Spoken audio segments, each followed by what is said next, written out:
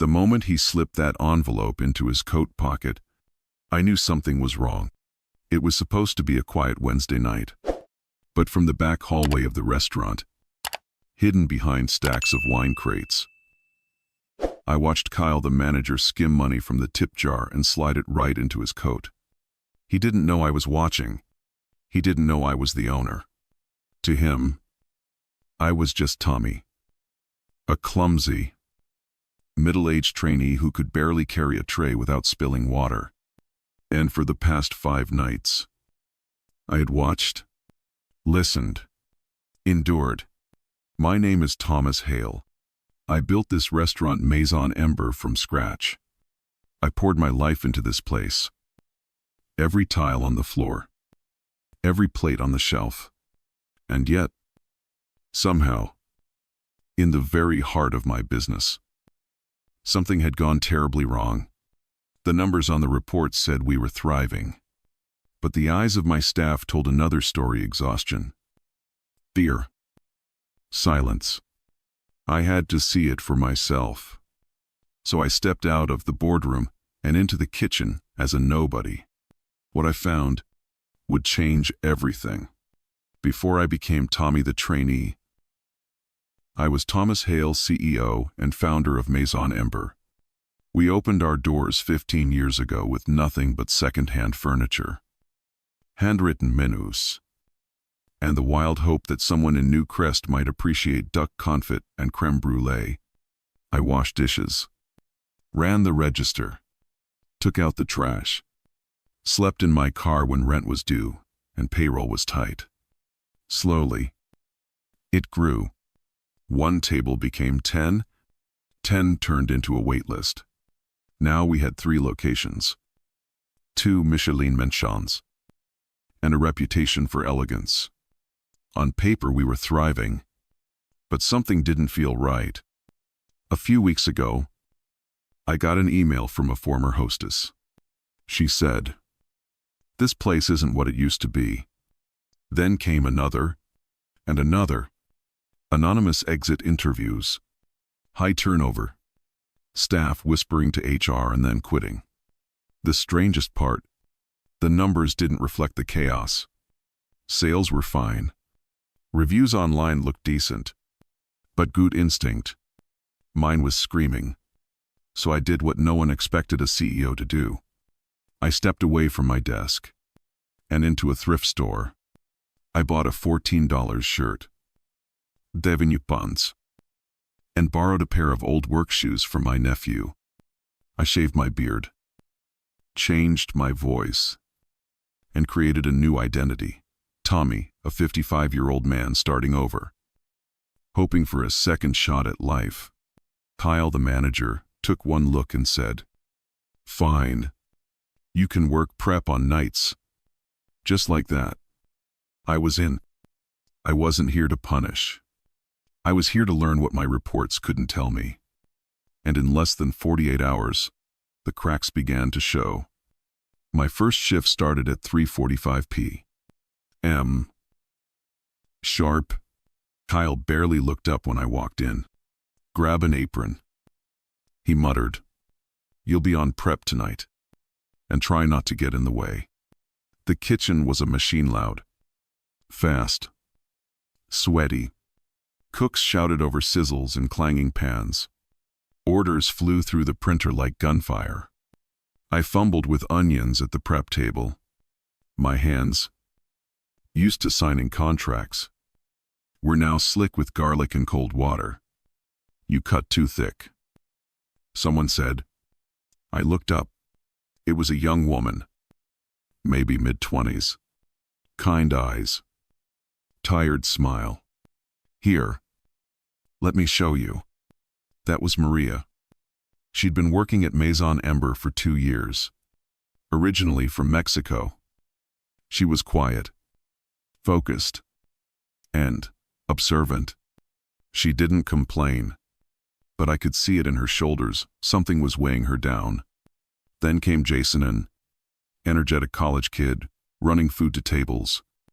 "Hey, new guy," he shouted over the chaos. "You got roped into Kyle's circus too." I laughed. Something like that. Over the next few hours, I chopped, washed, refilled, and wiped. I saw everything from behind the scenes. Burnt fingers cooled under running water.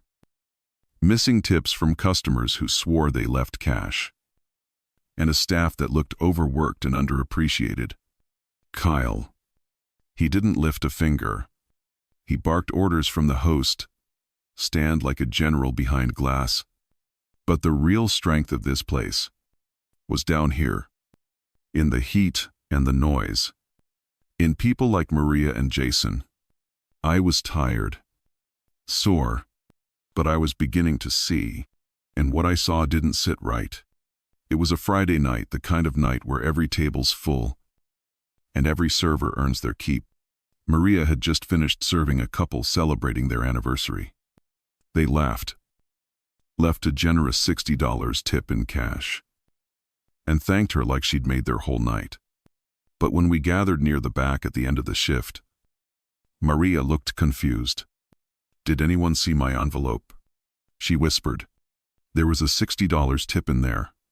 Kyle turned, calm, smiling. "Oh, that. I collected it. I'll add it to the pool." Maria nodded. Hesitant. I thought the couple left it for me directly." Kyle shrugged. "It goes in the shared fund. House rules. You know that." Her smile faded. She didn't argue.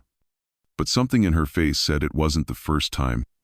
Later that night, Jason leaned over and muttered while wiping menus. "He does that a lot," he said quietly. "Takes big cash tips and redistributes them. No one sees it again." I asked, "Has anyone said anything?" Jason laughed under his breath. "To who?" "HR. Kyle is HR here. Complaining to him is like tossing water at a grease fire." I didn't say anything else. I just watched how Kyle always collected the biggest tips. Watched how the staff smiled through clenched teeth. The numbers on the wall said we were doing well. But the hallway chatter told another story, one of frustration, silence, and a system designed to make you feel lucky just to keep your job. Maria walked out that night with sore feet and less than $40 in tips. After a 12-hour shift, in a restaurant where one table alone left her $60, and I started to understand. The problem wasn't the food, or the service, or even the economy. The problem was Kyle. By my fourth night on the job, Kyle had stopped pretending. He barked at the dishwasher for being 5 minutes late, docked Jason's hours because he spoke too much to guests, rolled his eyes when Maria asked for a break after 8 hours on her feet. But what struck me most was how scared everyone was of him. Maria barely spoke unless spoken to. Jason cracked jokes, but never around Kyle. The line cooks nodded, kept their heads down, and didn't ask questions. Kyle controlled everything: the schedule, the tips, even the time clock. He made sure no one worked over 39 hours a week. Why? So the company wouldn't have to offer benefits. "You want more shifts," I heard him say to another server. "Then, stop hanging out with slackers like Maria." I watched him manipulate with a smile. Divide and conquer. Pit worker against worker. Keep them tired, isolated, and afraid to speak. I even caught him changing clock-in times at the register when no one was looking, shaving off minutes here and there like it didn't matter. But it did matter. One night, I offered to help Maria carry boxes to her car. She hesitated, then nodded. In the parking lot, she finally opened up. "This job, I need it. I send money to my mom and brother back home. But lately, it's like every day I lose a little more dignity. And if I say anything, Kyle will cut my shifts. Or worse." She wasn't angry. Just tired. The kind of tired that doesn't come from standing too long, but from hoping too long. That night, I sat in my car. I looked at the floor of Maison Ember, the tiles I laid myself 15 years ago, and I asked myself a hard question. How did this happen? How did my dream turn into this? And then I knew I couldn't just observe anymore. It was time to act. It happened the next night, right in front of me. Jason had dropped off an order to table 6, a wealthy couple who left a $20 tip in cash. He tucked it carefully into his apron, then went back to work. 15 minutes later, Kyle pulled him aside near the back hallway. "Hand it over," Kyle said, glancing around. "All tips go to the pool. Remember?" Jason looked confused. "That couple said it was just for me." Kyle's smile vanished. "You trying to rewrite house policy now? Is that it?" Jason hesitated. "No, sir. I just thought." "Don't think," Kyle snapped. "You're not paid to think. You're paid to run food." He reached into Jason's apron pocket, pulled the cash out himself, and walked off. I stood frozen 2 feet away, pretending to wipe down a tray. My hands were shaking. Jason didn't say a word, just stood there. His shoulders slumped. Later that night, I tried talking to him in the walk-in fridge. "You okay?" He forced a smile. "I've got finals coming. Rent's due next week. I can't afford to lose this job over a stupid $20. And just like that, I saw how deep the fear ran. It wasn't just about the tips. It was about survival. That same night, Maria made a mistake, brought out the wrong dish to a guest. Kyle humiliated her in front of the kitchen. "Do you even read the tickets? Or do you just guess?" He barked. "You want to lose hours too." I watched her nod. "Apologize. Swallow it whole." This wasn't just mismanagement. This was bullying. This was theft. And this was happening under my name. I went home that night and stared at the company's mission statement hanging on my wall. Every plate poured with purpose. Every person treated with dignity. Somewhere along the way, we forgot the second part. But I hadn't. And now, I had enough. I just needed proof. Watching wasn't enough anymore. I'd seen the lies. I'd heard the threats. Now I needed something that couldn't be denied. Something that spoke louder than excuses. Evidence. So that morning, I called in a favor.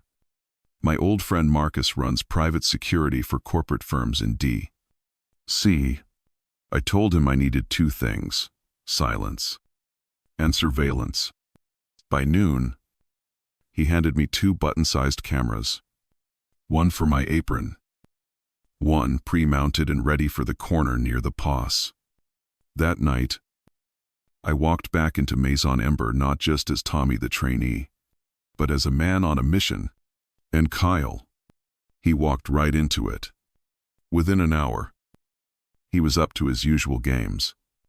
A couple at table 4 left a $40 cash tip in an envelope. Maria set it gently in the staff tray. 10 minutes later, Kyle collected it for redistribution. But this time, I saw him slip it into his back pocket before he even reached the lockbox. Click. The camera caught every frame. That wasn't all. I got him on record adjusting clock-in times on the back register, marking down hours just enough to stay below the full-time threshold. So no benefits had to be paid. I filmed him snapping at Maria. "Ask one more stupid question, and I'll cut you to weekends only." Understand? The next night sealed it. A guest personally handed Jason a $50 tip, crisp, folded, direct. Kyle saw it. He swooped in like a vulture, snatched the bill, and winked. "Don't worry, kid. I'll handle that for you." It made my blood boil. I kept my face neutral, but inside, I was done pretending. Back in my car, I rewatched every second. Ashley. Each theft, each flash of arrogance. It was all there. Not hearsay, not suspicion. Proof. For the first time since I put on that apron, I felt ready. Tomorrow, the game would change. No more back hallways. No more secrets. It was time to pull the curtain back and remind everyone who was really in charge. The staff meeting was announced for 3:00 p.m. Mandatory. Closed doors. No customers allowed. Kyle stood at the front of the dining room, arms folded, radiating confidence. Quick housekeeping. He called out.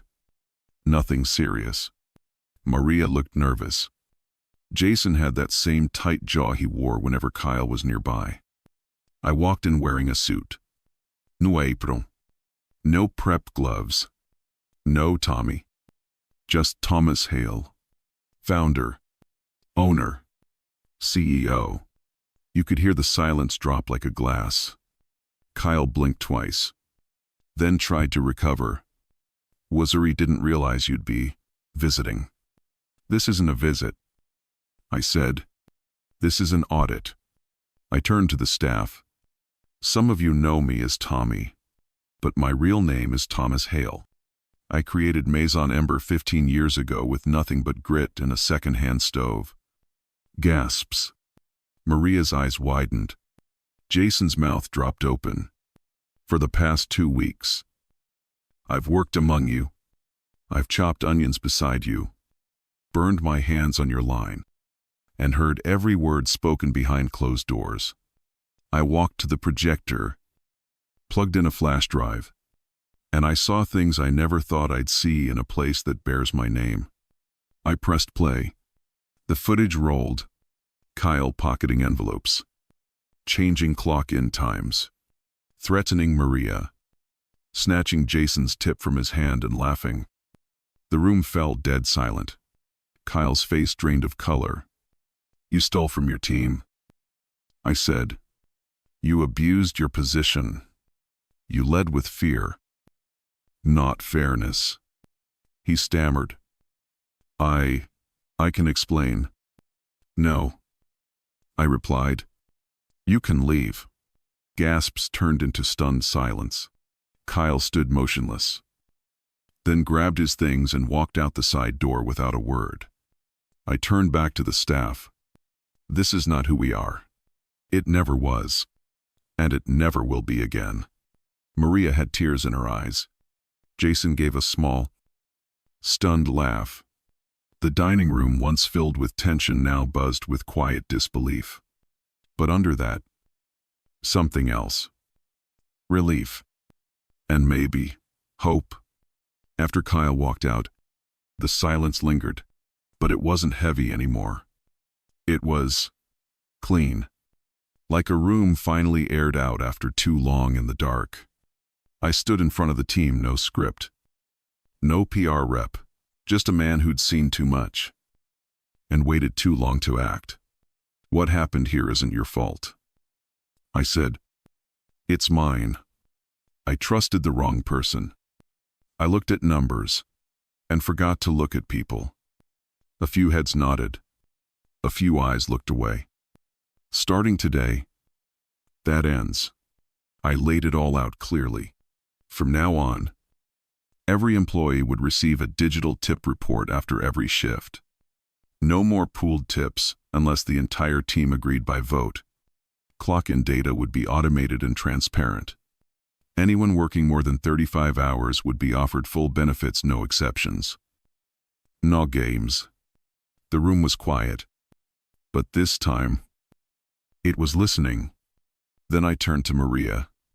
Maria, I said.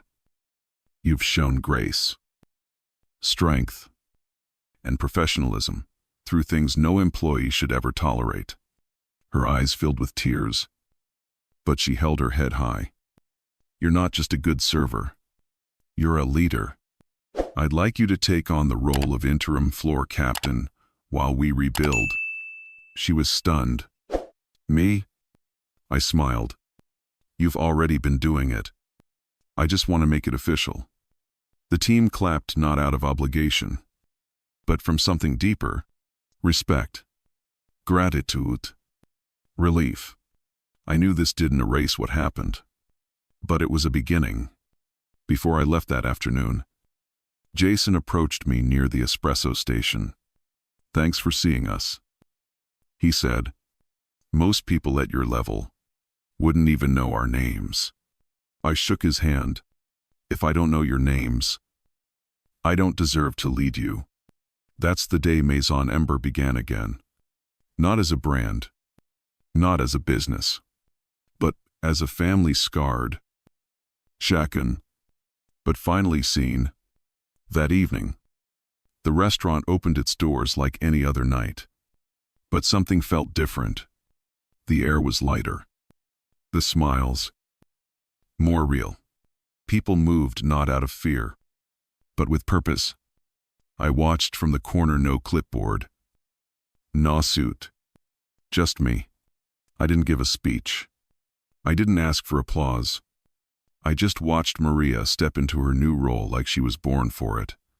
She greeted the team, gave direction gently but firmly. Even Jason seemed to stand a little taller. A customer dropped a $20 on a table. Jason picked it up, looked over at Maria, and said, "We'll log this right after close." No hesitation, no fear. That small moment said more than any memo ever could. I slipped out through the back. No grand goodbye. No cameras. Just the way I came in. As I passed the alley behind the restaurant, I saw Maria standing outside, her coat wrapped tight against the cold. She didn't say anything at first, just looked at me and smiled.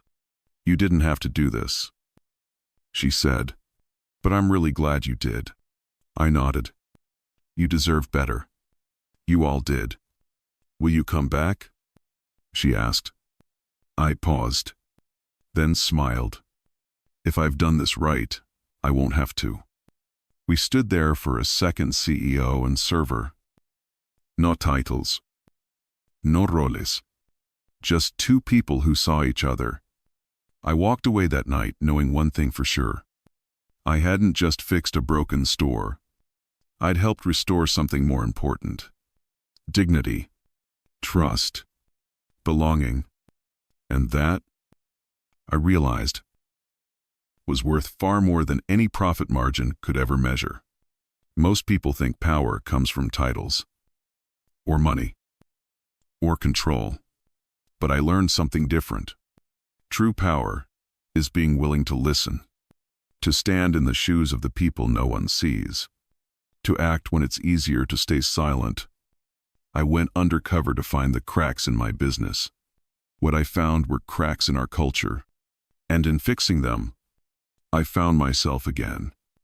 If you've ever worked a shift and felt invisible, if you've ever stayed quiet to keep your job, if you've ever wondered whether anyone above you truly cares, I want you to hear this. You matter. Your work matters. And you are not alone. Because somewhere out there, someone is watching. And if not, maybe one day, that someone will be you. If this story moved you, if it reminded you of someone you know, share it. Tag a friend. Leave a comment. And if you've ever worked under a Kyle, or stood up like Maria, or led like no one was watching, then hit that subscribe button. Because here, your story matters too.